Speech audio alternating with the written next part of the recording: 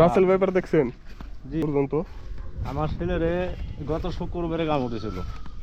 জি না, এখানে কিছুই নাই, জরুরি সেবা। না খেয়ে ঠেই কয়দিন মাসে বাড়ি যাওয়া যায়, লজ্জা করে না। সব রাত গেছে, আমার ওই দিন আমি চলেই জ্বালাইনি। উপহার করে জিরা আমি সিরা কাপড় পরি, আমি দেখেন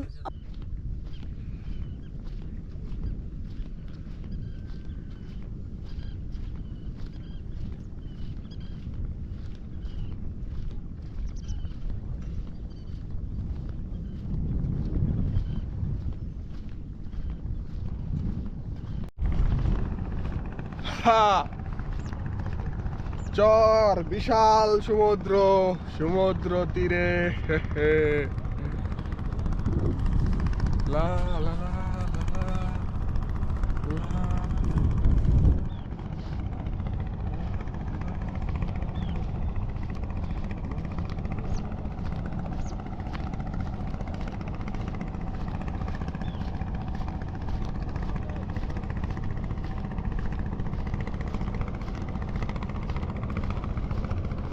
বন্ধুরা, চরে যাওয়ার পথে অবশেষে আমরা একটি দ্বীপের মতো জায়গায় এসে উঠলাম।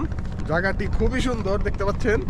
আপনাদেরকে পুরোটার ভিউ দেওয়ার চেষ্টা করছি। একদম কর্নারে এসে পড়ছি, একদম সেন্ট মার্টিন একটা ফিল আসতেছে, মনে হইতেছে সেন্ট মার্টিনে আছি।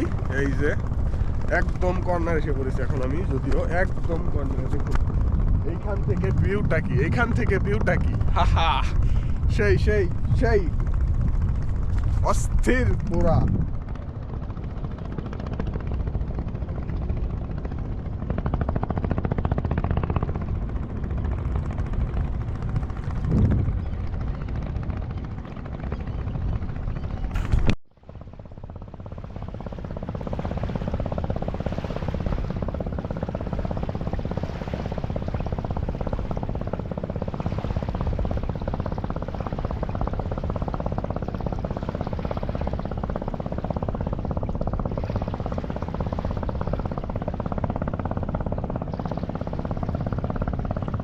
বন্ধুরা, এখন আমি আছি সেন্ট মার্টিনের দ্বীপের কর্নারে, একদম দ্বীপের কর্নারে। দেখুন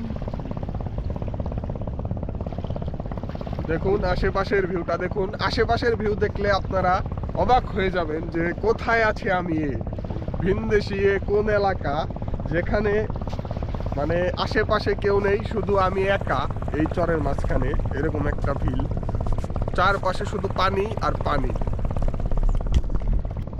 বন্ধুরা, একটাই কথা বলবো বারবার, নতুন নতুন যত জায়গা আছে ঘুরতে হবে, সব জায়গা ঘুরতে হবে।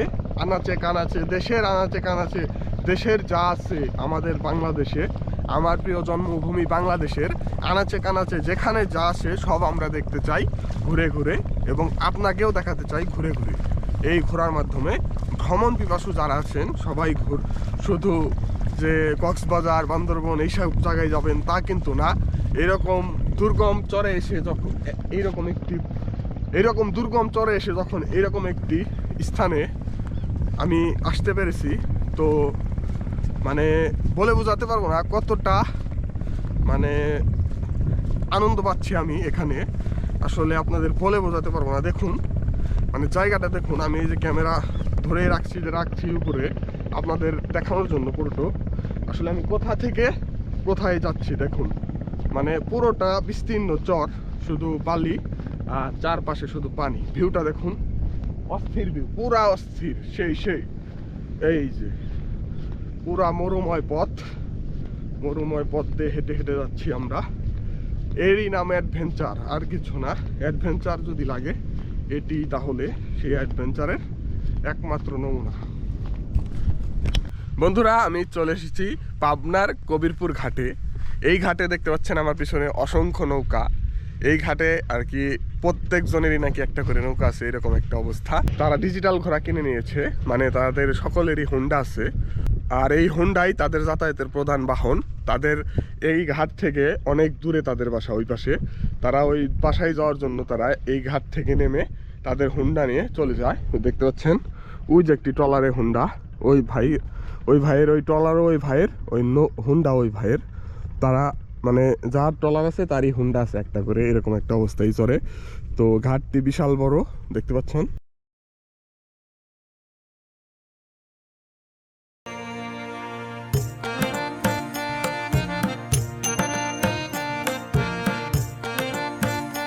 বন্ধুরা দেখুন ঘোড়া গাড়ি, চরের অন্যতম বাহক ঘোড়া গাড়ি সুন্দর, খুবই ভালো লাগে আমার ঘোড়া গাড়ি দেখলে।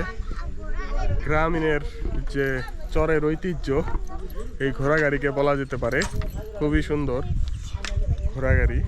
ঘোড়া কি সুন্দর এই চরের বালুময় মরুময় রাস্তা দিয়ে এত বড় বড় বোঝা টেনে নিয়ে যায় অনায়াসে। এই ঘোড়ার কারণেই চরের মানব জীবনগুলো সহজ হয়ে থাকে। তারা এই কঠোর দুর্বিষহ জীবনকে একটু হলেও সহজ করতে পারে এই ঘোড়ার মাধ্যমে। তারা ভারী ভারী বোঝা বস্তা কিলোর পর কিলো মাইলের পর মাইল এই ঘোড়া গাড়ি দিয়ে নিয়ে থাকে। টাকা এই থাকেন সাপ পোক নাই চরে, সাপ টাপ আছে প্রচন্ড। দেখছেন রাসেল রাসেল ভাইপার দেখছেন? জি দেখছি। চরে কাউরে কামড় দিছে পর্যন্ত? আমার ছেলেরে গত শুক্রবারে কামড় দিয়েছিল। এই চরে তো বললেন হাসপাতাল নাই, তাহলে কামড় দিলে তখন কি করেন আপনি? এখান থেকে মনে করেন যে কামড় দিতে পারে, আমি বাড়ি থেকে গাড়িটাই নিয়ে এসে মোটর সাইকেল নিয়ে এসে ছেলে লই গেছি বাড়ি ফাঁকের মেয়ের হাটে, ওনতে নিয়ে যায় হেরা। কতক্ষণ লাগছে এখান থেকে? তাতে মনে করেন কামড় দিয়েছে 3টের দিক, ছেলে নিয়ে গেছি ফরিদপুর হলো 9টা বাজে, রাত 9টা বাজে। 6 ঘন্টা? হ্যাঁ।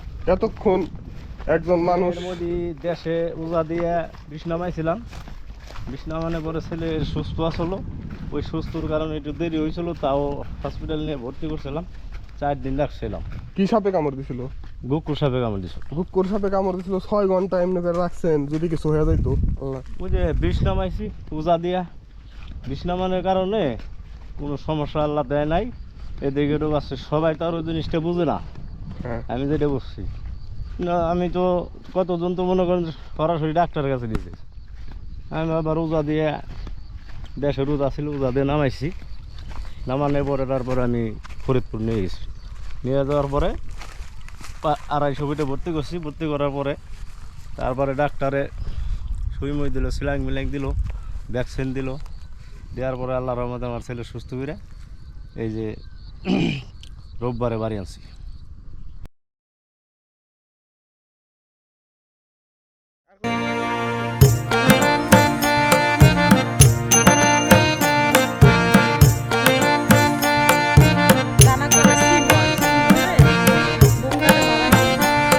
মারাই করার পর বাজারে বিক্রি করে দেয়। না এখন তো হয়ে গেছে, কোনো সমস্যা হবে না। আবার গরুর ওগুলো খাওয়াইবে, তার জন্য অনেক দূর। হ্যাঁ বেশি, মানে মোটর সাইকেলে যাইতে 150 টাকা ভাড়া লাগে এখান থেকে যাওয়া। জি না, এখানে কিছুই নাই জরুরি সেবা। এখান থেকে নিজেদের নাও যদি থাকে তাদের ওপারে নিয়ে যেতে হয়। তাদের নৌকা না থাকে, খেওয়া লাগে, ফোন দেওয়া লাগে। এখানে তো কোনো সুবিধা নেই। আস্তে আস্তে যদি বাড়িঘর হয়, মানে স্কুল তারপরে মাদ্রাসা মসজিদ যদি হয়, তাই। এটা তো নতুন চর হয়েছে, তার জন্য বেশি বাড়িঘরও নাই, মাদ্রাসা মসজিদ কিছুই নাই। এনে জুতে মানে কি বছর যাইতে জুতে হয় মসজিদ স্কুল, তাই যদি হয়।